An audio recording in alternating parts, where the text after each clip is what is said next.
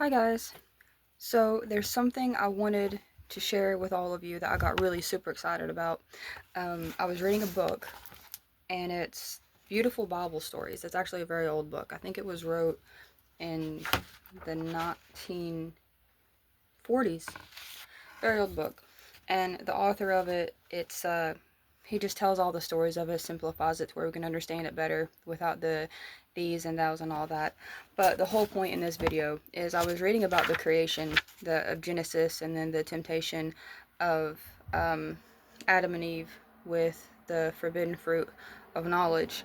And when I read this, okay, I don't know why it didn't click. Before this author brought it to my attention, and made that whole spiritual light bulb click moment go off in my head, I was thinking the whole verse of that the woman's seed will bruise the serpent's head. You know, my carnal mind for the longest time was thinking, oh, literal, we're going to trample over snakes and stuff. And 90% of the time, if not 100, anything that is from God, it's never literal. The only thing literal that comes from God with blessings of the spiritual gifts would be prophesying. That can be literal of what's going to come to pass, dreams and visions, but for the most part it's all spiritual. So listen to this very carefully. All right, though the judgments placed upon them by God were grievous and mortal, they were mitigated by the gracious promise that the seed of the woman should bruise the serpent's head. This promise was fulfilled when the Savior, born of a woman, the seed of woman, came into the world, bringing redemption from sin and from the power of Satan. The serpent would be Satan, and then the woman's seed would be Christ. So even then, right, like the day of Satan trying, or did,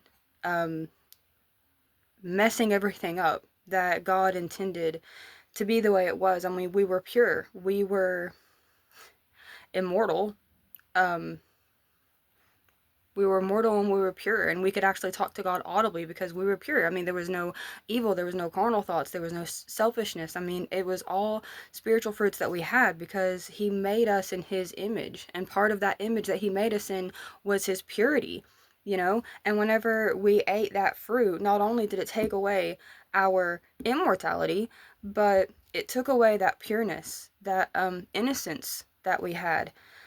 And it just blew my mind because this whole time I was thinking, okay, we can tread on snakes, that's cool. No, it wasn't talking about the snake. The snake represents the devil, and the seed of woman was crossed. So even then, at that day, way before it ever happened, God had a plan that day to counter what Satan done. That day. It took time to come to pass, but how amazing is this, guys? I just figured that out. Some of you may have known this, but I didn't, But I'm really glad that I was able to learn this, and it was put upon me to read this book. I mean, I've had this book for a while.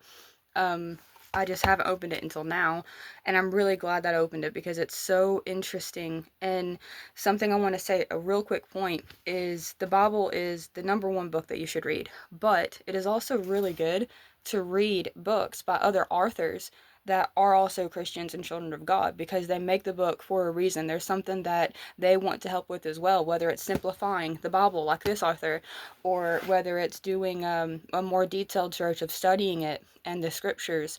There's so many different books by Christians sharing what they know, and if we would read these books too, as well as the Bible, I mean, don't just read those books, definitely make time for the Bible, but you can learn things as well. If I hadn't have read this book, I don't know how long it would have took me to understand that without reading what this author already knew, the understanding he was already gave, and then I got really super excited about it. Like, I'm just so, oh my gosh. Like, I felt chills and everything. It was one of those clicks. It was amazing, awesome experience. And just in case someone didn't put that together, I wanted to share it because it's not literal. It wasn't a serpent.